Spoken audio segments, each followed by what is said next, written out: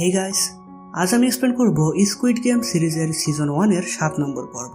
এর প্রথম 6টি পর্বের ভিডিও লিংক ডেসক্রিপশন বক্সে দেওয়া আছে, সেখান থেকে আপনারা অবশ্যই ভিডিওগুলো দেখে নেবেন। তো চলুন শুরু করা যাক আজকের এক্সপ্লেন ভিডিও। শুরু করার আগে আমি রিফাত আছি আপনাদের সাথে। স্বাগতম আমার চ্যানেলে বিএম দ্য এক্সপ্লেনার।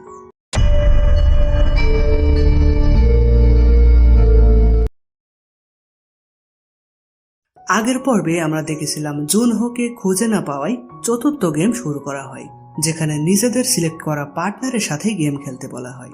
ফলে এই গেমে অর্ধেক প্লেয়ার এলিমিনেট হয়ে যায়, যাদের ভিতর আমরা আলী এবং নাম্বার 1 কেও হারাই। তো গেম শেষ করে সবাই প্লেয়ারদের রুমে আসলে দেখে মিনিও সেখানে আরাম করে শুয়ে আছে। মানে সে টিম বানাতে না পারায় গার্ডেরা তাকে ধরে নিয়ে এখানে দিয়ে গেছিল, তার কোনো ক্ষতি তারা করেনি। এদিকে গার্ডেরা যখন ফ্রন্টম্যান বা লিডারকে খবর দেয় যে এখনো সেই অচেনা লোককে খুঁজে পাওয়া যায়নি, তখন লিডার বলে খুব শীঘ্রই ভিআইপিরা আসতে চলেছে, তার আগেই ওকে খুঁজে বের করো। এরপর দেখা যায় আবার ভিআইপিরা ফোন করলে লিডার যখন সেটি রিসিভ করতে যায় তখন ফোন উল্টো করে রাখার বিষয়টা সে খেয়াল করে। ফলে সে কথা শেষ করে চারিদিকে জুনহোকে খুঁজতে থাকে। সে প্রায় তাকে ধরেই ফেলবে, তখন গার্ডেরা তাকে ফোন করে বলে দ্বীপের উত্তর দিকে লাশ পাওয়া গেছে। সে তখন তাড়াতাড়ি সেই লাশের কাছে গেলে লাশের পকেটে তারা জুনহোর পুলিশ আইডি কার্ড খুঁজে পায়। লিডার সেটির দিকে একভাবে তাকিয়ে থাকে। তখন তাকে ফোন করে বলা হয় ভিআইপিরা চলে এসেছে। এদিকে গিহুন নাম্বার 1 কে ঠকিয়ে তার খুবই অনুশোচনা হচ্ছিল।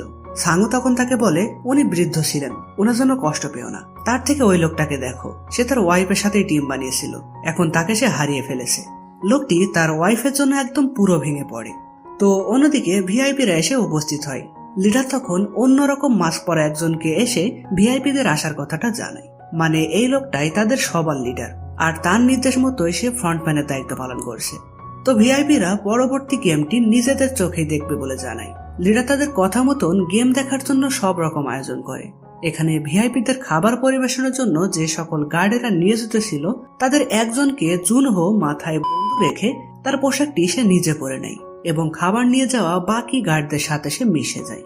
এদিকে পরের দিন সকালে গার্ডেরা প্লেয়ারদের রুমে একটি কফিন নিয়ে হাজির হয়। সবাই কিছু বুঝতে পারে না যে কার আবার কি হলো। তখন দেখা যায় যে প্লেয়ারটির ওয়াইফ মারা গেছিল সে এই কষ্ট সহ্য করতে না পেরে আত্মহত্যা করেছে। সে মারা যাওয়ায় তার টাকা টোটাল প্রাইজ মানিতে অ্যাড করা হয় এবং প্লেয়ার অবশিষ্ট থাকে আর মাত্র 16 জন। তো এরপর সবাইকে পঞ্চম গেম খেলার জন্য আগে একটি আলাদা জায়গায় নিয়ে আসা হয়, যেখানে নম্বর লেখা 16টি পোশাক সাজানো ছিল। কেউ যেহেতু কি গেম হতে চলেছে তার কিছুই জানতো না, তাই সবাই র্যান্ডমলি পোশাক চুজ করে। শেষে বাকি থাকে 1 এবং 16 নম্বর পোশাক। গিহুন নাম্বার 1 কে স্মরণ করে প্রথম পোশাকটি নিতে চাচ্ছিল, কিন্তু একটি প্লেয়ার তখন সেখানে এসে বলে সারা জীবন আমি সবার পিছনে পিছনেই থেকে গেছি, আজ অন্তত আমি 1 নম্বর পোশাক পরে সবার আগে আগে গেম শেষ করতে চাই, প্লিজ পোশাকটা আমাকে দিন। গিহুন তখন তাকে পোশাকটি দেয় এবং সে নিজে 16 নম্বর পোশাক নেয়। তো পোশাকের নম্বর অনুযায়ী সবাইকে সারিবদ্ধভাবে গেমের স্থানে নিয়ে আসা হয়, যেটা ছিল অনেক উঁচুতে অবস্থিত একটি ব্রিজ। ব্রিজ পার হতে হবে কতগুলো কাঁচের উপর দিয়ে। এখানে 2টি করে কাঁচের লাইন থাকবে, যার মধ্যে একটি থাকবে টেম্পার গ্লাস, যার উপর কেউ দাঁড়ালেও কিছুই হবে না, আর অপরটি থাকবে এমনি নর্মাল গ্লাস, যাতে কেউ পা দিলেই সে কাঁচ ভেঙে নিচে পড়ে যাবে, মানে মারা যাবে। কিন্তু কাঁচগুলো এমন ভাবে সাজানো যে বোঝার কোনো উপায় নেই কোনটা আসল আর কোনটা নকল। তো পোশাকের নম্বর অনুযায়ী 1 নম্বরকে আগে যেতে বলা হয়, যে কিনা প্রথমে সঠিক গ্লাসে পা রাখলেও দ্বিতীয়বার সে নর্মাল গ্লাসে পা রেখে নিচে পড়ে যায়। এভাবে বেশ কয়েকজন সঠিক এবং ভুল গ্লাস চুজ করার মাধ্যমে গেম চলতে থাকে। একটা সময় ডকসুর সামনে এগোনোর পালা আসে, মানে তার সামনের সবাই নিচে পড়ে গেছে, এখন তাকেই সামনে এগোতে হবে। কিন্তু সে কিছুতেই আর সামনে যাবে না, সে তার পিছনের জনকে আগে যেতে বলে। এখানে খেলা শেষ করার জন্য তাদের 16 মিনিট সময় দেওয়া হয়েছিল। এর মধ্যে সবাই অপর প্রান্তে যেতে না পারলে সমস্ত গ্লাস ভেঙে যাবে আর পার না হতে পারা সবাই নিচে পড়ে যাবে। এদিকে দেখা যায় জুনহো ভিআইপিদের খাবার দেওয়ার সময় একজন ভিআইপি তাকে পছন্দ করে এবং তার মাস্ক খুলতে বলে। জুনহো বলে আমাদের কারোরই মাস্ক খোলার কোনো অনুমতি নেই। তবুও সে জোর করলে জুনহো বলে ঠিক আছে, আমাকে তাহলে একটি আলাদা রুমে নিয়ে চলুন। ফলে ভিআইপি তাকে আলাদা রুমে নিয়ে আসলে জুনহো তার মাথায় বন্দুক রেখে এই গেম সম্পর্কে তার কাছে সবকিছু জানতে চায় এবং সবকিছু সে তার ফোনে রেকর্ড করতে থাকে। তো অন্যদিকে ডকসু সামনে এগোতে না চাওয়াই মিনিও তার কাছে এসে বলে আমি তোমাকে বলেছিলাম আমাকে ধোকা দিলে তোমাকে শেষ করে দেব, তুমি আমাকে অনেকবার ধোকা দিয়েছো। এই বলে সে ডকসুকে সাথে নিয়ে 2 জন একসাথে নিচে পড়ে গিয়ে মারা যায়। এরপর 13 নম্বর প্লেয়ার সামনে আসে।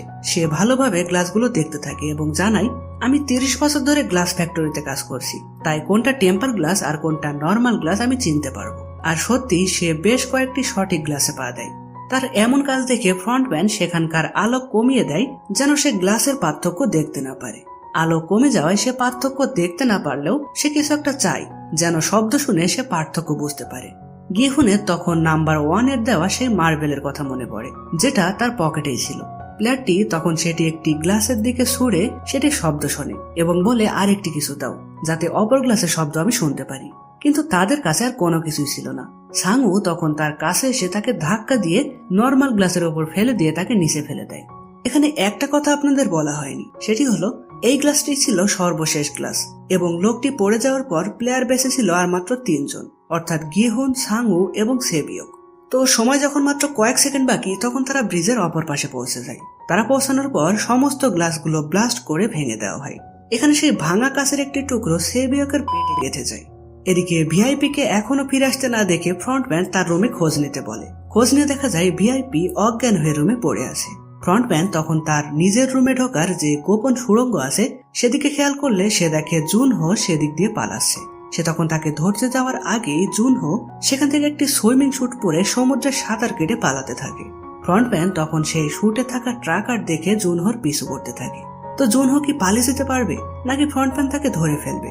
আর এদিকে 6 নম্বর গেম অর্থাৎ শেষ গেমে তাদের 3 জনের ভিতর কে বেঁচে থাকবে, এরকম প্রশ্নগুলো রেখেই 7 নম্বর এপিসোডটি এখানেই শেষ হয়।